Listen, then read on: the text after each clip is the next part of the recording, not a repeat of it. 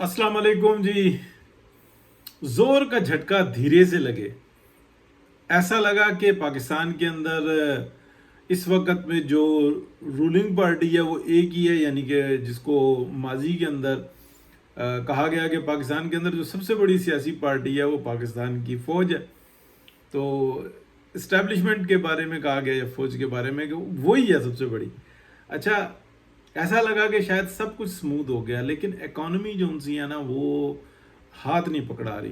पंजाब के अंदर एक कुछ काम होता हुआ नज़र आ रहा है, भाग दौड़ नज़र आ रही है। मियां मोहम्मद नवाज शरीफ की जो सरगर्मियाँ हैं वो महदूद नज़र आती हैं, और वो जब भी मीडिया के सामने आते हैं पुरानी चंद एक बातों में से वो एक बात कर देते हैं, या वो उन्हीं बातों में से जो पहले की हुई होती हैं 10-10 दफ़ा, उन्हीं में से एक दो बातें दोहरा देते हैं और दैट्स इट। पुरसकून और ठंडी लाइफ। और वो ये देखते हैं कि जनाब मरीम नवाज शरीफ को वज़ीर आला बना दिया। शहबाज शरीफ साहब की चाहत थी, उनका बहुत ज़्यादा जुनून था, उन्होंने उनको बार बार मना किया कि ना ये काम करो। उन्होंने पहले भी जो ना 16 महीने में पार्टी की सियासत का जनाजा निकाला, अभी फिर वो तैयार बैठे हुए थे। लेकिन एक बात है, बात को आपने समझना है कि शहबाज शरीफ साहब किसको काबिल कबूल है। जिनको काबिल कबूल है उन्होंने उनको पूरा हेल्प भी किया, उन्होंने पूरा इलेक्शन की ऐसी की तैसी फेर के रख दी, और फिर उसके बाद जो गंदे अंडे हारे हुए थे उनको जिता के ये बताया कि ये रिजल्ट है, देखो हमने तुम्हें बचा लिया, अब तुम हमारे ताबे फरमान रहना। और वो ताबे फरमान है। और जो जीते हुए थे उन सब की जो ना वार्ड लगा के रख दी। इंटेलिजेंस की और पूरी दुनिया की जो रिपोर्ट्स थी ना, जो पूरी दुनिया के जो इंटेलिजेंस की रिपोर्ट्स थी, वो ये बता रही थी कि पीएमएलएन बिल्कुल स्वीप किए हुए है। खामोश वोट है, तरीके से आ रहा है और सब कुछ, लेकिन पूरे तरीके से मैनेज हुआ।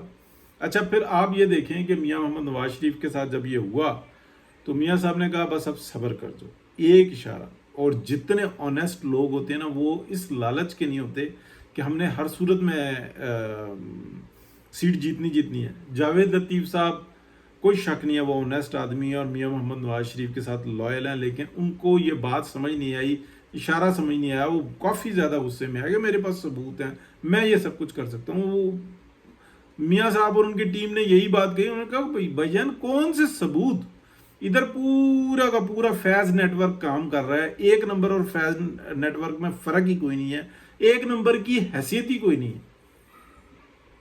ठीक है, चेंज होने के बाद भी उसकी कोई हैसियत ही नहीं है। वो धरना लेकर भी आ रहे हैं, वो धरने को वापस भी लेके जा रहे हैं, वो पूरे रोड पे खड़े करके इमरान खान के जलसे करवा रहे हैं, पूरी की पूरी supreme court high court manage किए हुए हैं। आप क्या करोगे, किस दीवार से टक्कर मारोगे? तो सबने जीते हुए ने, जिनको हराया गया, उन सब ने ये बात कही। उन्होंने कहा हाँ जी बिल्कुल वो जीत गया, हमने मुबारकबाद दे दी, ये रिजल्ट आ गया ना, हमें कबूल है, हम चैलेंज भी नहीं करते, हम तो शोर भी नहीं डालते। वहां पर जो ना हैरानगी हुई। मसला ये है कि 2013 से और 2018 तक, यानी कि 17 और फिर 18 तक बेहतरीन कारकर्दगी इस मुल्क की रीढ़ की हड्डी जो थी ना बिल्कुल सीधी कर दी, यानी कि इंसान बना के रख दिया। एक इंसान और जानवर में सिर्फ ये एक फ़र्क होता है, अगर आप देखेंगे समझेंगे कि इंसान वो है कि जिसकी रीढ़ की हड्डी सीधी है, वो दो टांगों पे सीधा खड़ा होता है। दुनिया का कोई जानवर वो ऐसा नहीं है, कोई जानदार ऐसा नहीं है जो रीढ़ की हड्डी जिसकी सीधी हो। ठीक है, मियाँ साहब ने सीधी कर दी, सुकून नहीं मिल रहा था, ये तो सब कुछ हमारा है, ये तो मुमलिकत ही हमारी है, ये तो पाकिस्तान ही हमारा है। फिर उसके बाद साजिशें, फिर 14 का धरना और ये सब कुछ, मतलब वहां से जो चले हैं तो 18 में वो अपने पसंद का ला के और बिठा दिया कि ये इतना हैंडसम है कि पूरी दुनिया से नोट बरसेंगे। हालांकि ऐसा नहीं था। जो मेन करिंदे थे ना उनको पता था कि एक तो कमजोर इतना हो जाएगा पाकिस्तान के, हमारे काबिल ही रहेगा। ठीक है, हम बचा रहे हैं, वरना तुमको चील कव्वे ही उठा के ले जाएं, दुश्मन आके उठा के उचक के ले जाएगा, और इस मुल्क को अगर बचाया हुआ है। तो ये सारी कहानियां चली ना।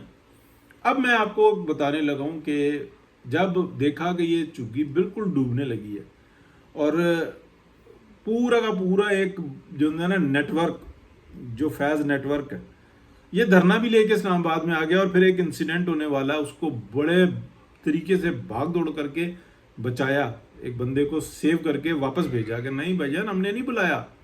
وہ کہہ رہے ہیں ہاں تم نے بلایا, یہ بندے تمہارے نہیں ہیں. میں نے کہا ہاں ہمارے ہیں. میں نے کہا جی سب کے میسج ہیں, یہ سب کچھ ہے, یہ اطلاعات ہیں, یہ انکنفرمڈ اطلاعات ہیں. اب پھر کیا ہوتا ہے کہ یہ کہا جاتا ہے کہ اب دیر نہیں کرنی, ایکشن لیا جاتا ہے, ایکشن لے لیا, اور اس کے بعد جنزانہ یہ سارا معاملہ اس طرف جا رہا ہے. پھر اس کے بعد ایک ابصار عالم صاحب کی آڈیو آتی ہے. اب ایک بڑی آڈیو آنے والی ہے, اس کے بعد یہ فیصلہ کرنا ہوگا کہ حرام اور حلال کی تمیز کرنی ہوگی. نہیں جی وہ جب ڈپارٹمنٹ میں تھے تو وہ حلال تھا, سب کچھ سب ناجائز حلال تھا. یعنی کہ مملکت کے وزیر اعظم کو اس کو سیٹ سے اتار دینا, اس کے خلاف سازش کرنا, اس ملک کی واٹ لگا دینا, سب حلال تھا. لیکن جب وہ اتر گئے ہیں اس کے بعد جو ایکٹیویٹیز ہیں وہ حلال نہیں تھی. ٹھیک ہے, اور جو وہ سیٹ پر بیٹھے ہوئے تھے اپنی ذات کے لیے کسی شخص کو وہ کس حد تک جو نا دہشت کا نشانہ بناتے ہیں, اس کی فیملی کو, اس کے بچوں کو کس طریقے سے اٹھاتے ہیں اور اس طاقت کا استعمال کرتے ہیں, وہاں پہ جناب وہ جی سپریم کورٹ کا کیس ہے. تو وہ ڈپارٹمنٹ سے اور ان کے ذات کا مسئلہ ہے اور یوں ہے. یہ نظام ایسے نہیں چل سکتا. اب یہ کچھ دنوں میں متوقع ہے کہ ایک آڈیو اور آ جائے اور پھر اس کے بعد آڈیوز آنا شروع ہو جائیں گے, کیونکہ آڈیوز کی انلیمیٹڈ جو ہے نا تعداد ہے. بہت سارے لوگوں نے بہت کچھ ریکارڈ کر کے رکھا ہوا ہے, اور وہ ریکارڈ کر کے رکھ یوں رہتے ہیں, وہ کہتے ہیں کہ یار کس دیوار سے ٹکر ماریں گے. یہاں تو یہ ہے کہ سپریم کورٹ آف پاکستان وہ یہ کہتی ہے کہ اچھا یہ آڈیو اور یہ ویڈیو آ گئی ہے, بتاؤ کہ کیمرہ مین جو ہے نا پروفیشنل تھا کہ نہیں, اور یہ کیمرہ پروفیشنل تھا کہ نہیں. اچھا یہ جج جو سب کچھ بتا رہا ہے یہ کس کی اجازت سے ریکارڈ کی ہے. یہی جناب آصف سعید کھوسہ صاحب نے بتائے ہیں نا اصول اور ضابطے. وہ یہ نہیں کہہ رہے کہ یہ جج جو ہے یہ جو کچھ بول رہا ہے یہ ہم اس سے پوچھیں یا ہم کیس کے فیصلے کو روکیں نہ. یعنی کہ یہ وہ لوگ ہیں, وہ ججز ہیں, وہ سپریم کورٹ کے چیف جسٹس اور جسٹس صاحبان ہیں جو ریٹائرڈ ہیں اور جو ابھی کچھ بیٹھے ہوئے بھی ہیں. اور دہشت گردی کیا ہوتی ہے اور ملک سے دشمنی کیا ہوتی ہے. نہیں جی وہ تو آئین ان کو تحفظ دیتا ہے. تو آئین اس ملک کو تباہ کرنے کا تحفظ بھی دیتا ہے, اس ملک کے خلاف سازشیں کرنے کا بھی تحفظ دیتا ہے, اور پھر یہ بھی کہا جاتا ہے کہ جناب یہ سب کچھ جو ہے نا ٹھیک ہے چلتا رہے. چلیں جی دیکھتے ہیں. اور جہاں تک میاں محمد نواز شریف کی بات رہی وہ تو سکون سے بیٹھے ہوئے لگ رہے ہیں, اس لیے کہ ان کو کہا گیا کہ جی آپ کا بھائی قابل قبول ہے. پہلے کہا گیا منت ترلا کر کے کہ آپ آئیں اس ملک کو بچائیں, پھر کہا گیا کہ نہیں جی آپ کا بھائی ٹھیک رہے گا. میں نے کہا جی ٹھیک ہے آپ اس کو مشورہ دیں. اچھا جی فلانا بندہ رانا جن نام کا ایک بندہ ہے وہ نہیں آ رہا اور اس کی ایکسپرٹیز ہیں, آپ کہیں. انہوں نے کہا جی میں کہہ دیتا ہوں.